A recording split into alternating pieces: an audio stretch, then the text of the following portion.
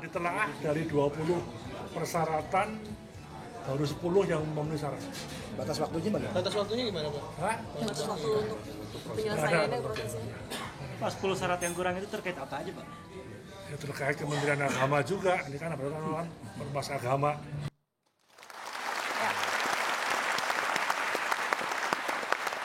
Baik, saya ingin langsung ke Pak Lutfi. Pak Lutfi, jadi sekarang sampai di mana proses pengajuan izin FPI? Apakah memang ada unsur politis sehingga tidak keluar-keluar izinnya?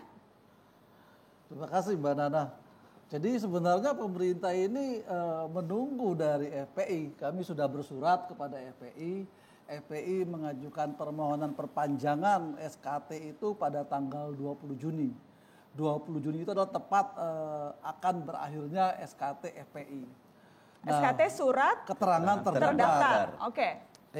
Nah, pada saat itu kami terima, kami verifikasi tingkat awal.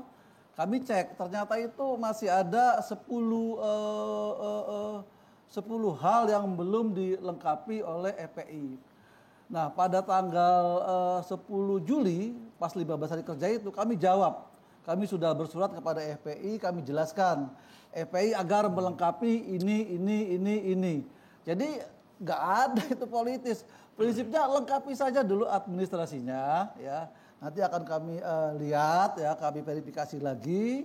Setelah itu baru kami proses. Artinya ini hanya apa misalnya? Apa misalnya? Tadi kan kita dengar Pak Cahyo bilang belum ada rekomendasi Kementerian Agama. Itu apakah itu salah satunya atau apa lagi? Seberapa krusial syarat-syarat yang belum dilengkapi? Hanya administratif belaka atau sesungguhnya ada pertimbangan lain yang sedang dilakukan oleh Kemendagri?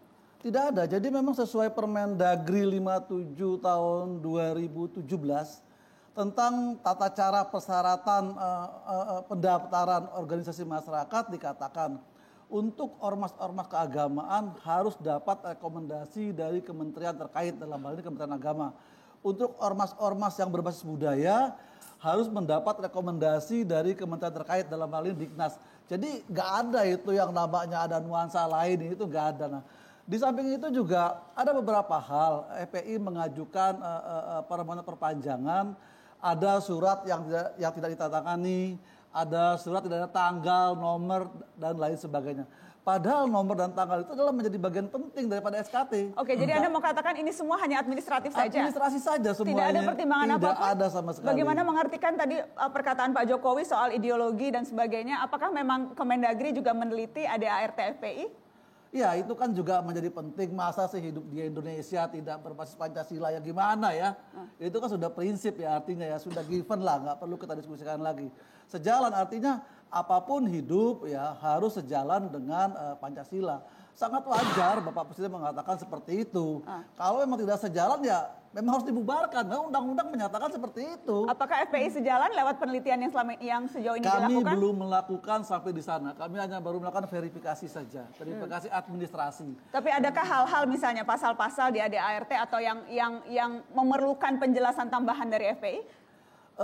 Ada beberapa pasal, misalkan di dalam ADART itu harus ada klausul yang menyatakan bahwa dalam hal terjadi persengketaan internal itu harus diselesaikan secara bersama. Nah, pasal itu yang belum muncul di dalam ADART itu. Nah, pasal tersebut adalah mengacu kepada pasal 35 Undang-Undang 17. Jadi clear semuanya, ini hanya masalah administrasi, tidak ada masalah lain. Tidak ada masalah lain ya? Saya ingin ke Pak Sugito. Pak Sugito ini Ketua Bantuan Hukum FPI. Pak Sugito, jadi hanya FPI saja yang telat mengumpulkan syarat administrasi atau ada hal lain? Kalau misalnya hanya secara administrasi, tentunya kita akan melengkapi semuanya. Tapi saya sudah konfirmasi dengan bagian kesekretariatan FPI bahwa itu yang terkait dengan nomor, yang terkait dengan tanda tangan, yang terkait dengan hal yang lainnya itu sudah terpenuhi semua. Mungkin Pak Lutfi perlu ngecek kembali. Itu yang pertama. Yang kedua, kalau mengenai masalah rekomendasi di Kementerian Agama itu kan pihak lain ya. Nah, kita sudah membuat cukup lama tapi belum dikeluarkan. Jadi kita akan mengupayakan untuk melengkapi semuanya. Oke. Itu yang pertama. Yang kedua, bahwa kalau misalnya Pak Lutfi mengatakan itu profesional dalam pengurusan administrasi, saya akui iya. Tapi ketika banyak statement dari pimpinan negeri ini menjadi politis. Dan itu mau tidak mau kan menjadi ramai. Ini yang saya kami sesalkan. Karena selama ini untuk pengurusan SKT tidak ada masalah. Udah 3 kali. Nah ini kok tiba-tiba menjadi rame dan menjadi masalah. Ini yang Iya, perlu kita kaji kembali. banyak semua petinggi negeri ikut sumbang suara soal ini. Iya. Ini misalnya kami mengumpulkan beberapa komentar elit negeri ini soal FPI. Betul. Jadi mungkin ya karena Kita sikap dan dengarkan. belit politik. Kita dengarkan. Keren FPI.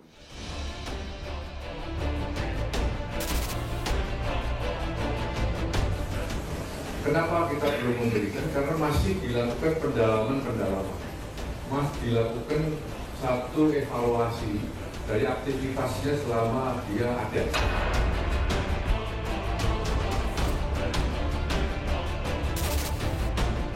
Di Indonesia ini kan negara demokrasi, kita tidak bisa diskriminasi. Kalau FPI itu memenuhi syarat, 10 syarat, boleh.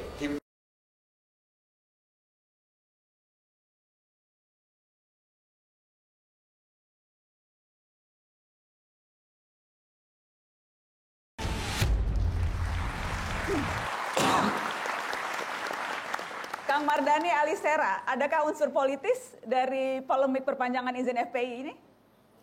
Iya, kalau mau dipandang bisa aja ada Nana ya. Tapi saya karena di Komisi 2 agak erat berhubungan dengan Pak Dirjen saya. Pak Dirjen ini ada cerita FPI, ada kabar apa? Ternyata Pak Dirjen jawabnya jelas kok, ada syarat yang kurang Mas. Oh ya udah. Nanti kalau syaratnya lengkap mohon diproses selalu Mas itu. Jadi menurut saya agak bangga dengan mitra Komisi 2, bukan cuma Kemendagri. Rata-rata birokrasi sekarang sudah mulai profesional. Karena kita punya ombudsman. Ya, ombudsman ini kalau ada problem dengan birokrasi, fraud macam-macam, lapor ombudsman buat peringkat, negara kita membaik. Saya agak setuju dengan Pak Kiai, negeri kita kian baik. Ya, negeri kita kian menjadi negeri yang baldatun, toibatun, warubun gofur. Berikut sebelum jawab Nana, saya agak gembira. Diskursus Ustadz Awid sama Ustadz Masudi ini menarik ya.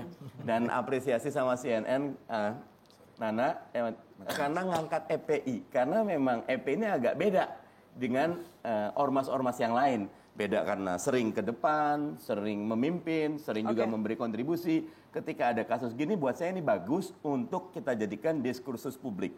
Karena negeri kita mengambil jalan demokrasi. Demokrasi itu memang bising dan bisa banyak varian. Nah, karena itu cara kita menangani FPI akan menentukan kualitas demokrasi kita. Gitu, Nan. Dan tadi kalau dilihat, kalau politisi pasti melihat unsur politisnya. Anda sama sekali tidak melihat bahwa tadi kan ada elit-elit berbicara, kemudian katanya SKT selama ini diperpanjang tidak masalah, kemudian sekarang setelah selesai pemilu kok tiba-tiba dipermasalahkan. Tidak ada unsur-unsur itu sama sekali? Kalau mau seuzon boleh, tapi kan udah selesai pilpresnya Nana ya.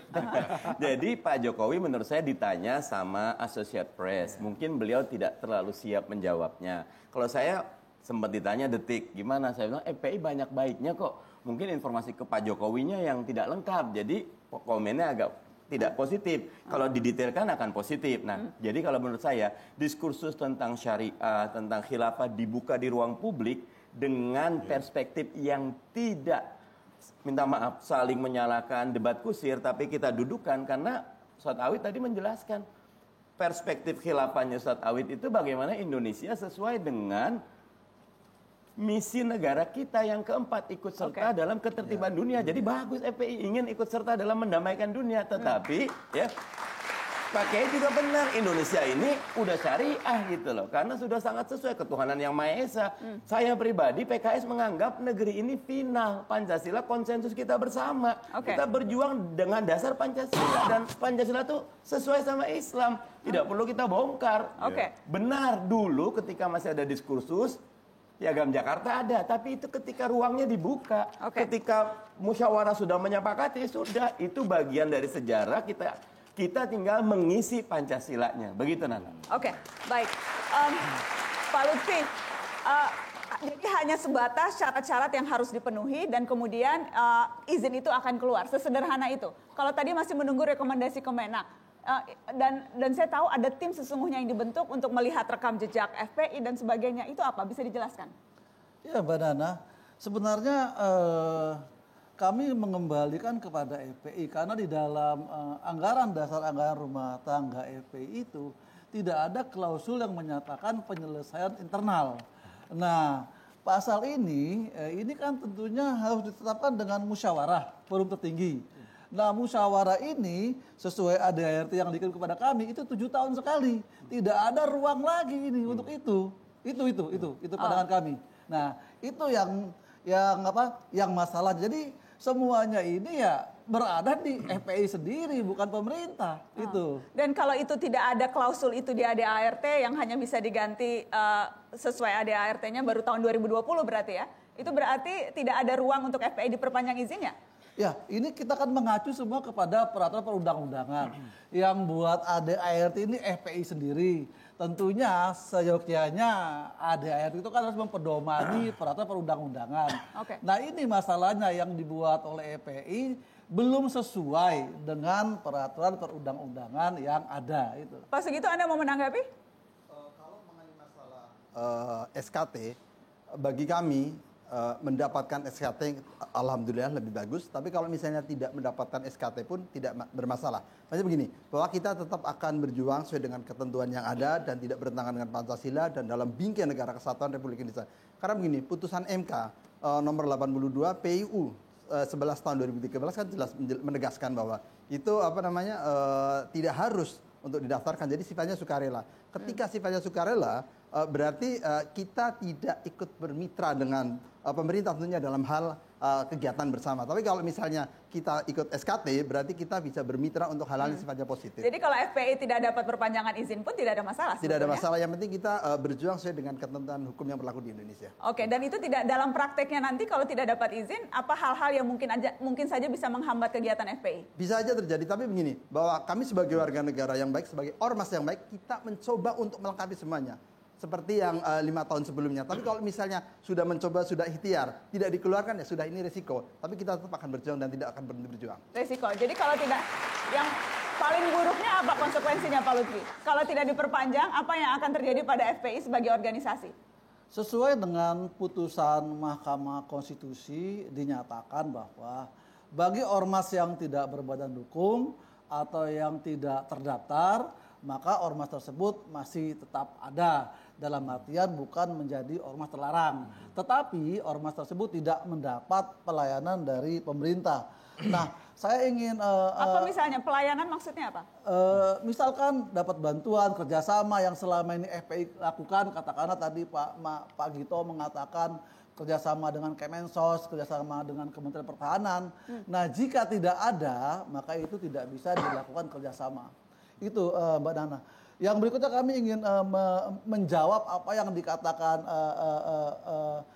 Pak Gito, pengacara FPI, bahwa selama ini tidak ada masalah membuat SKT. Ya selama ini mengikuti aturan, ada peraturan perundang-undangan yang baru. Ya, yang tidak diikuti oleh FPI. Okay. Pemerintah tidak serta-merta, kan tadi Pak sudah dikatakan bahwa sekarang ini pemerintah clear, gak ada masalah begitu-begituan itu. Bisa dicek semuanya, zaman transparan, zaman keterbukaan dan lain sebagainya. Artinya apa yang diajukan oleh FPI semua itu kami report. Apa yang kurang kami sampaikan kepada FPI. Pada tanggal 10 Juli kami bersurat kepada FPI. FPI, ini loh kurang ini, tolong dilengkapi. Nah, sampai sekarang kekurangan-kekurangan itu belum diberikan kepada kami. Gitu. Saya nanggapin, Nak. Ya. Ya memang Setelah pariwara ya, Kang Mardhani, kita harus break. Jangan kemana-mana, tetap di Mata Najwa.